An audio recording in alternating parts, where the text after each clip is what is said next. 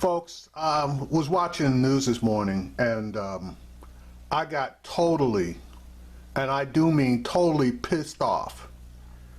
And the reason that I got pissed off is because of the corruption, the moral degradation that America is undergoing at the present time. And I thought about it, and I decided to voice my ire, obviously, with Trump and his cabinet.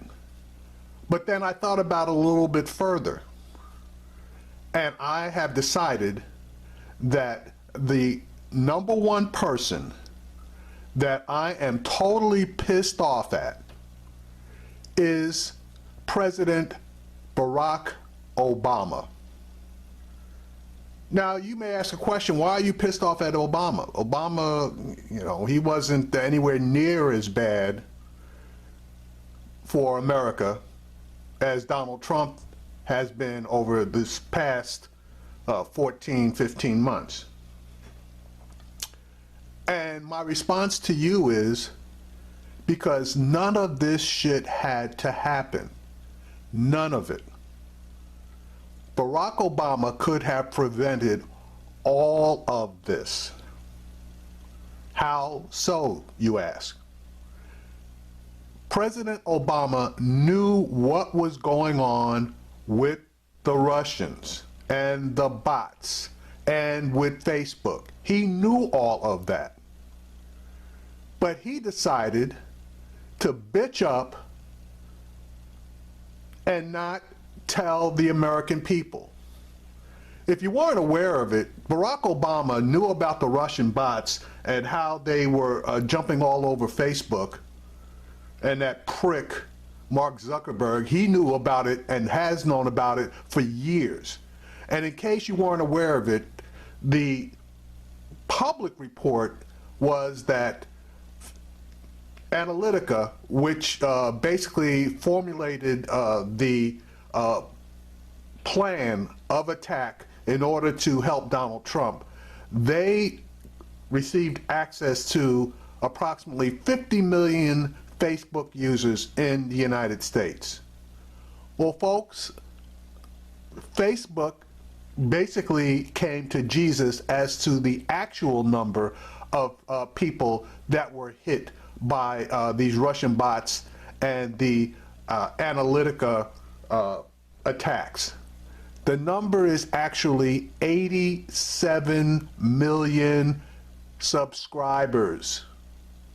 Now, if they were only able to change the opinions of 1% of those subscribers from Democratic to Republican, and it is my opinion that they did a hell of a lot more damage than 1%. 1% of 87 million is 870,000 households. Let's say there's one voter per household. Obviously, that would be 870,000 votes. Hillary Clinton basically lost 3 states by less than 100,000 votes. It's my contention that if this crap had been nipped in the bud, she would have won, we would not have gotten Trump, and we would not have gotten his cabinet.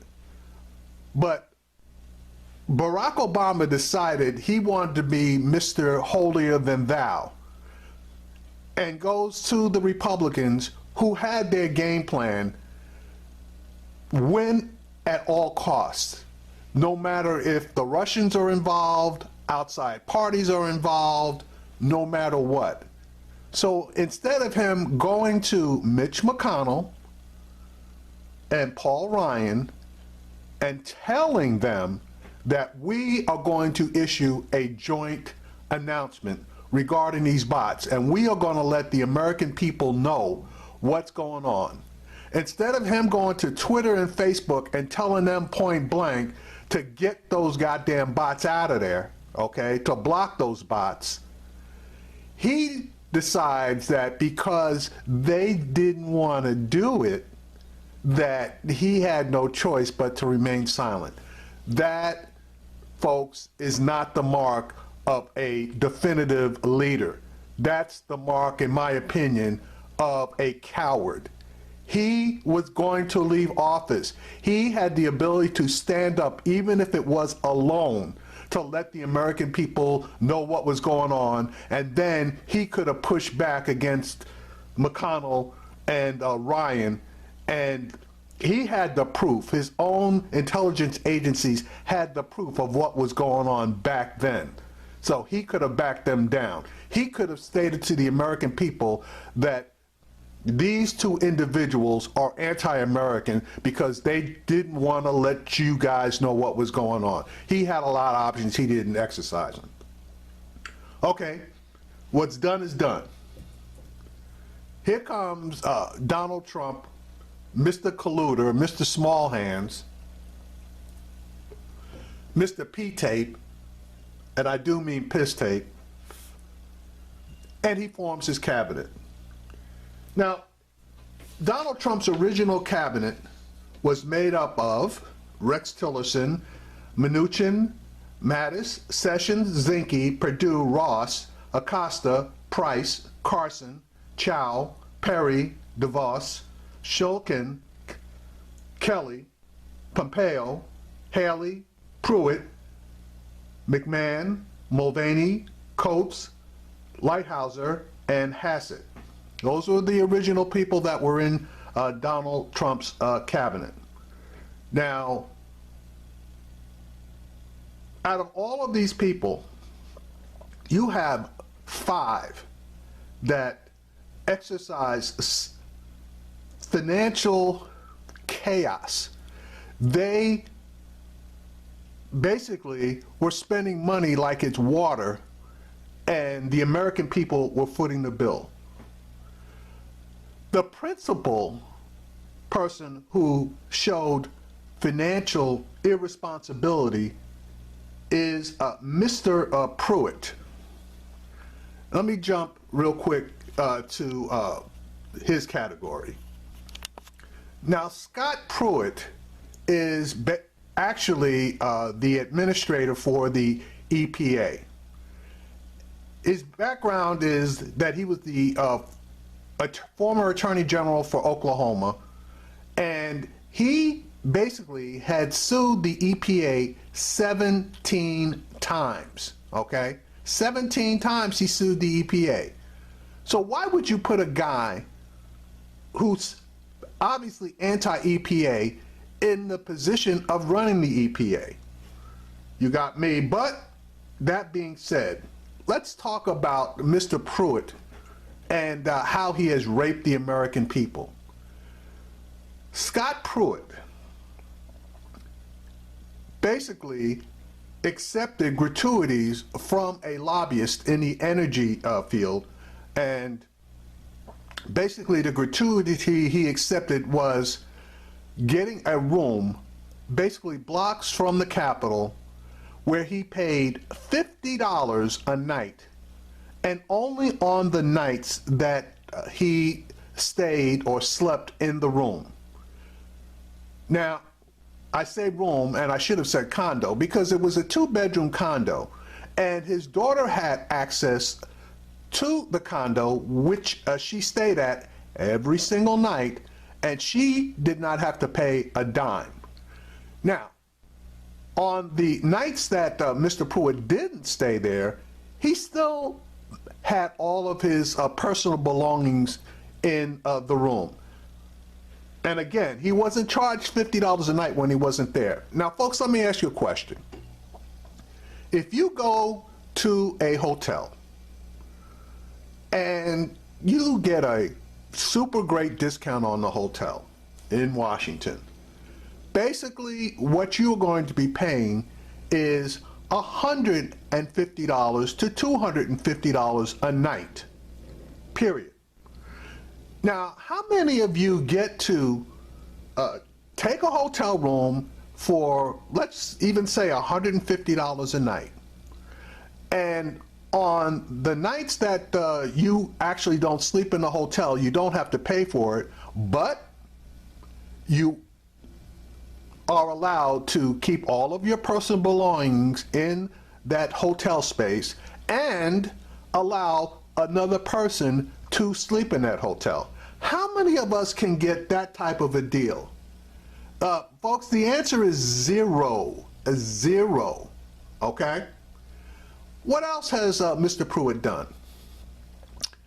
Mr. Pruitt, in his office, had built a soundproof room where he could make phone calls and, I guess, conduct other businesses that he did not want any type of prying eyes. Now, folks, in the building that he's located in, there is a secure location in the basement that is soundproof and basically doesn't allow any type of outside communication with the world. He had access to this room, but no, he decided for, I believe the amount for building that room was $150,000. He had to have that basic soundproof area built into his office at taxpayer expense. Now, his travel, a funny thing, this guy obviously must not have come from money, because he knew no other way to travel than first class. And he claimed that he could not travel coach because people were yelling at him. Now, folks, you have to understand, he travels at a minimum with 5 security officers, government paid security officers. And because he had to fly first class, the government security officers had to fly first class with him in order to provide him with the protection that he deemed that he needed. Okay? If you didn't know it, Mr. Pruitt was looking into leasing a private jet for his own travel. The cost of that would have been $100,000 a month, and as of today, it has not been determined whether he actually went through with that lease or not. What else has he done? Well, he took a trip overseas to promote the sale of natural gas. Now, natural gas and anything to do with natural gas falls under the authority of the Department of Energy, which would be Rick Perry. But he decided that he had to make this trip in order to push the sale of American natural gas. Why was that? Well, folks, that apartment or condo that he was staying at was owned by a lobbyist in the natural gas industry. So now, why America had to pay for that particular trip is it's still beyond me. But now here's another point. Mr. Pruitt brought 2 of his people with him, and I don't know if they're good, bad, or indifferent, but he brought 2 of his people with him from Oklahoma. And they received the salary commensurate with their duties. Well, Mr. Pruitt decided that they needed a raise. And in order to obtain that raise, he had to get permission from the White House. So he went to the White House to get permission, and they turned him down. So what did he do? He went around the White House and used an obscure law on the books in order to rehire both of those individuals with in effect, raises of, for one, $27,000, and for the other, $56,000. Now, folks, you know the shit is bad when he goes on Fox, which is Donald Trump Media Corporation, and the Fox people rained all over him for what he has done. So in my mind, he is the biggest financial swamp dweller in the Trump administration. And if he had any morals whatsoever, he would have resigned. And if Trump had any morals whatsoever, he would have fired him. Because he's fired David Shulkin, who did not do 1/10 of what this guy has done, over the claim that he did not act prudently as far as one of the trips he took overseas, which he had pre-cleared through the ethics area of the Veterans Administration, when they retroactively claimed that there were expenses that should not have been paid for by the government, approximately $10,000. He immediately repaid the government the 10 grand, okay? But that wasn't good enough, only because Mr. Shulkin did not want to privatize the Veterans Administration, and that is one of the top goals of Donald Trump and various other people of means, not necessarily in the government, but have a lot to say as far as the financial dealings in the United States. And I'm talking about the Koch brothers. They have been wanting to privatize Social Security and the Veterans Administration ever since I can remember. And because Mr. Shulkin did not want to go along with that, he was out. But I digress. The next person that has performed financial shenanigans as far as basically burning taxpayer money for no legitimate reason is Steve Mnuchin. This guy has flown here, there, and everywhere, first class and on a military transportation, in particular overseas to 3 countries that he and his wife honeymooned at. And I believe that there was a repayment of that. The guy's also flown first class from Washington, D.C. to Fort Knox, Kentucky, because his wife just had to see a solar eclipse.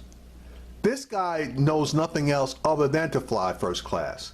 Now, Steve Mnuchin, his claim to fame is screwing people of California during the housing crisis, where he foreclosed on more than 100,000 homeowners and denied them the ability to refinance their mortgages. The people I'm talking about, had protests in front of both of his homes in California, and if they could have gotten to him, he wouldn't be here at the present time. So he is, in my opinion, a big financial abuser.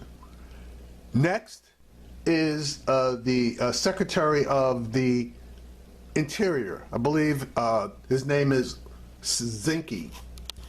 Yeah, I was right. Ryan Zinke, out of Montana. There's another guy who loves flying first class. Knows no other way to fly but first class. He's also reversed, well, no, I'll get into that later. One of his first class trips, in case you weren't aware of it, was that he likes a restaurant in Alaska. So he decided to fly first class from Washington, D.C. to Anchorage, Alaska on the public's dime, and to fly his son there as well, so they could have a nice dinner. The next guy is no longer in place, and that is Mr. Price. That's Tom Price. He was the head secretary of the Department of Health and Human Services. This guy basically was another one who looked around, saw all these billionaires, and decided he was going to roll with the big dogs.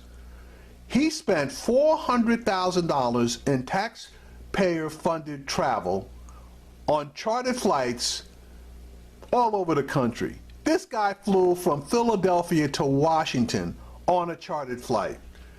He also basically, while he was in Congress, signed off and was pushing legislation in the medical instrument field, of which he was informing the person who was running his stock portfolio to make specific purchases. Another piece of crap, but it was that $400,000 in less than 6 months in travel bills that basically got him kicked off the team. Last but not least, Ben Carson. Now, Ben's transgressions as far as the spending of money weren't as great. He basically went after $5,000 dining room chairs and $31,000 dining room tables, and when he got busted, he basically tried to thumb it off on his wife and claimed that they had canceled the order, which they probably did. But what he also did was allowed his son to operate out of the offices of HUD at a financial gain to his son. Now that's, folks, that's just the financial side of it. Let's go with the policy side of it, because the swamp is the swamp. The Russians, Vladimir Putin, want to destroy this country. They got their guy in there, Donald Trump, and he has proceeded to do just that. Now, let's go from top, in my opinion, to bottom. Let's start with Rex Tillerson.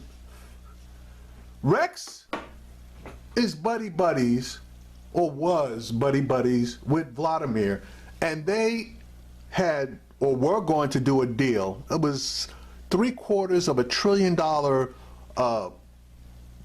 gas, or actually oil pumping deal in the Arctic. But because Barack Obama threw the sanctions on, that deal couldn't get done. But Vladimir still felt like Rex was his guy, and Rex wouldn't say a bad word about him until he got kicked.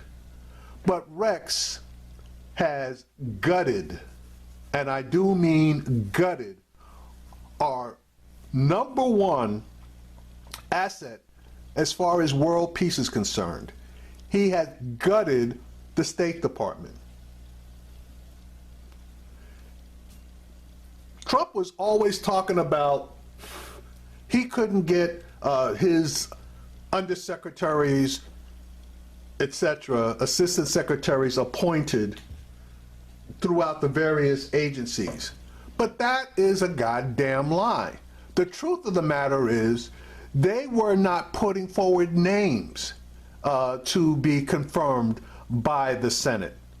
And career diplomats were jumping ship left and right underneath Tillerson because of Tillerson's policies and his lack of understanding which way the wind was blowing as far as the various political situations that were going on. So finally, Tillerson and Trump had a falling out, and Tillerson replaced him with Mike Pompeo. Now, I'll get to Pompeo in a minute.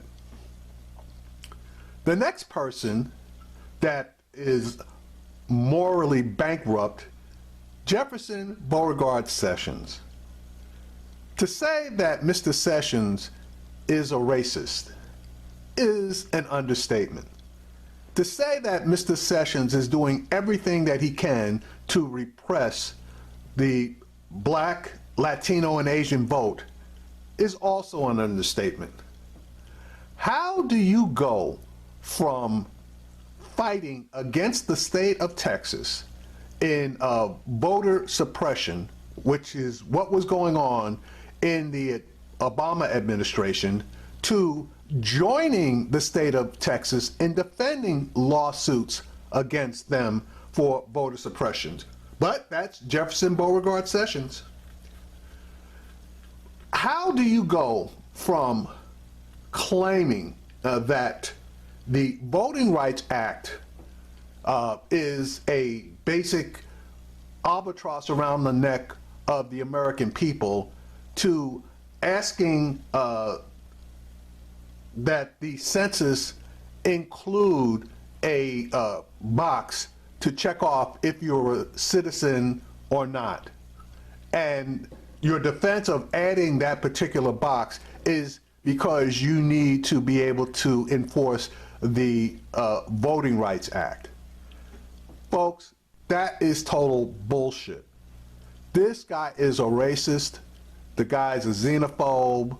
The guy's hands are dirty because he has dealt with the Russians. He lied to Congress in his confirmation hearing multiple times. He's had to change his testimony multiple times. They called him back a second time and grilled him, and he lied the second time as well. Morally bankrupt. Next, Wilbur Ross, I believe he is the Labor Secretary. Hang on. No, folks, I'm sorry. Wilbur Ross is the Secretary of Commerce.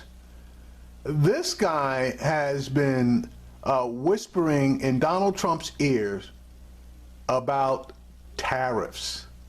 He's the one who basically got Donald Trump to jump in on the tariffs. Now, don't get me wrong, okay?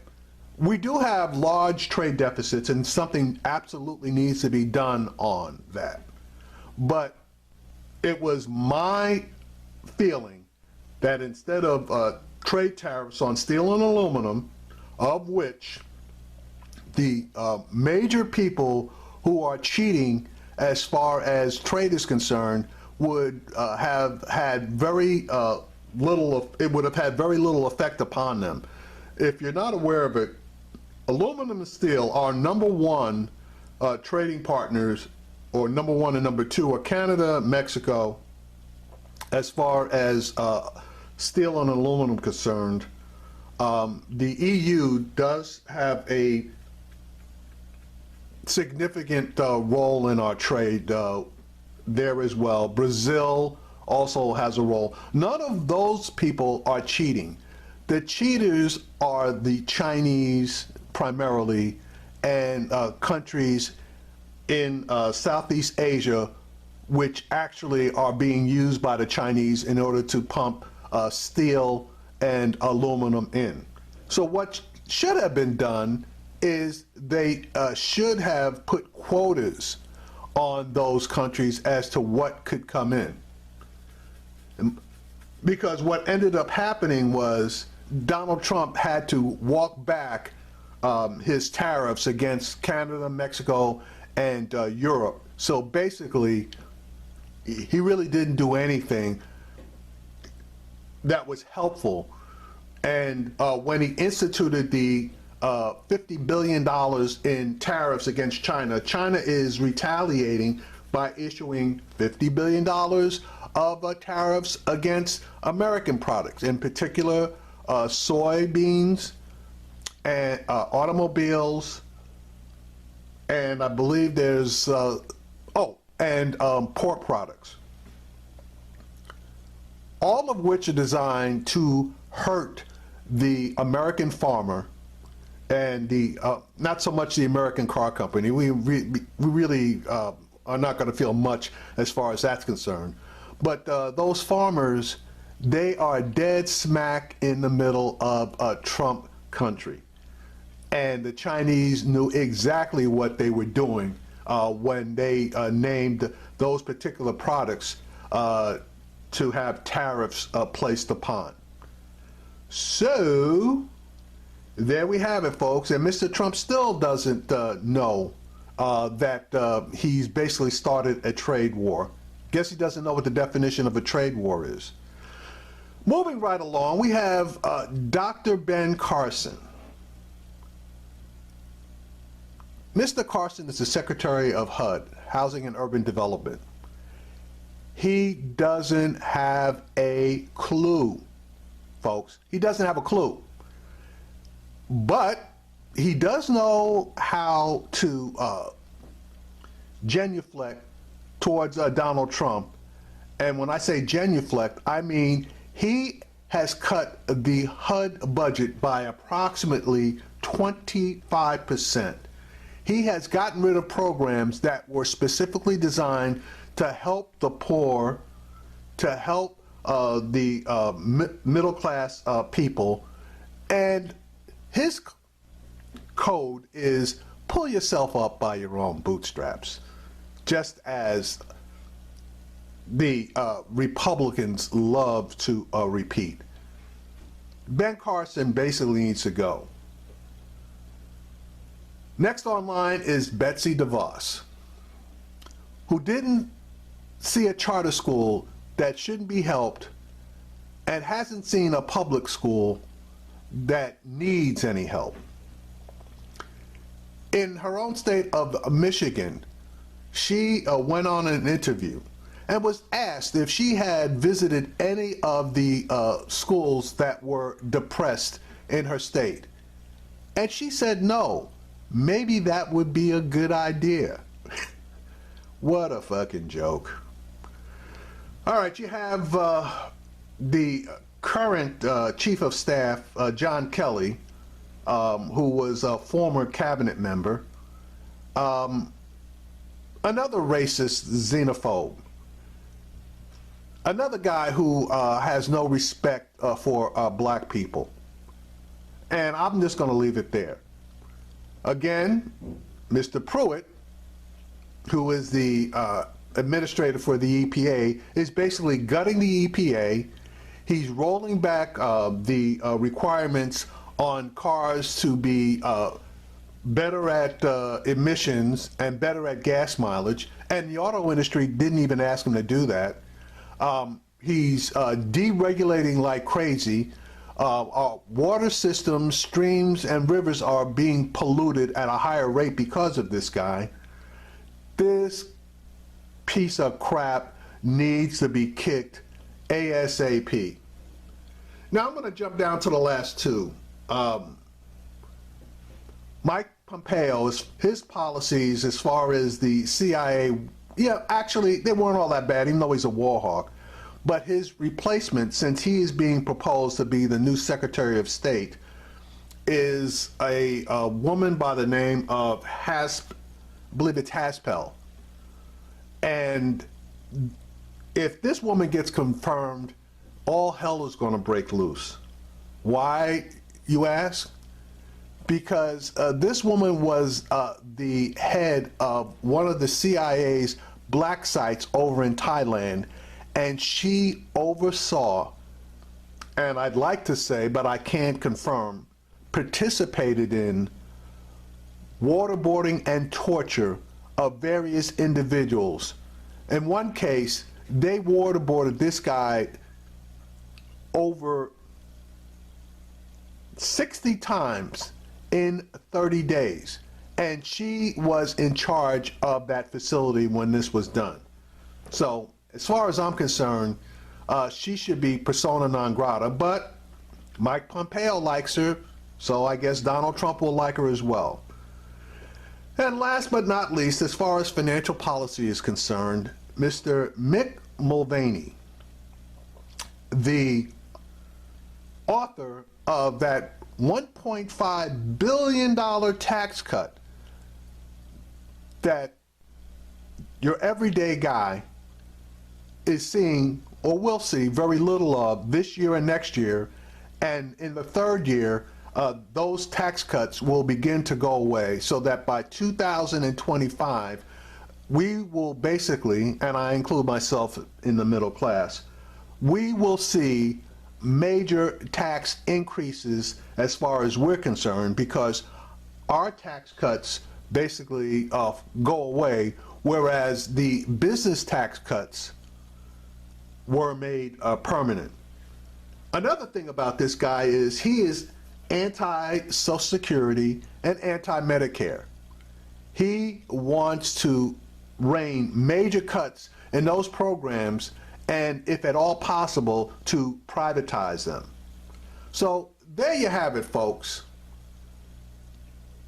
Donald Trump's cabinet, and I've mentioned a lot of people. Now, it wouldn't be fair for me not to mention that there are some decent people in the cabinet. I believe that Mr. Mathis is a decent person. I believe that, I hate to even say it, Mitch McConnell's wife, Elaine Chao, is a very decent person. Rick Perry is an idiot. I think Nikki Haley is a very decent person. Now, I don't know what to tell you about Nancy McMahon. She was the wife of the McMahon guy who did the wrestling thing. And I don't know anything about Rob Lighthouser or Kevin Hassett, so I guess that would be a good thing. So there you have it, folks. Pretty much all of the Trump cabinet. You have some five-star assholes that are burning the U.S. taxpayers' dollar like it's water. You have 9 people whose policies are basically screwing the, oh, you know something? I forgot one person. Actually, I needed to add a little addendum to one person. Remember I mentioned Betsy DeVos? Well, if you are unaware of it, there are various states throughout the country where the teachers are going on strike or doing work actions. You had West Virginia, you have Arizona, you have Kentucky, and I believe there's one more. I'm not sure exactly who that is. But these teachers are going strike because they are severely underpaid. You would think that the Secretary of Education would try to get more funding into the Department of Education, because what is the absolute purpose of that money? It's to educate our children. Our children are our future. Not according to Mrs. DeVos. For some reason, monies for public education, monies to pay teachers, monies to put resources into schools in order to educate our children, not all that important to her. So there you have it, folks. Just my thoughts as to why elections have consequences. But I believe the American people already realize that, because we have had a lot of elections that should have been won by Republicans, and Democrats are flipping going crazy. The latest one was in the state of Wisconsin, where the governor of Wisconsin, I forget that asshole's name. Anyway, he was pushing one candidate for a Supreme Court of Wisconsin position, and that's a 10-year reign, if you want to call it a reign, 10-year tenure. And his guy got whipped by the Democrat running against him by 14 points. After that loss, he basically made a public pronouncement that a tsunami is coming, and the Republicans need to either do something or get the hell out of the way, because they are going to get rained on. Anyway, just my thoughts.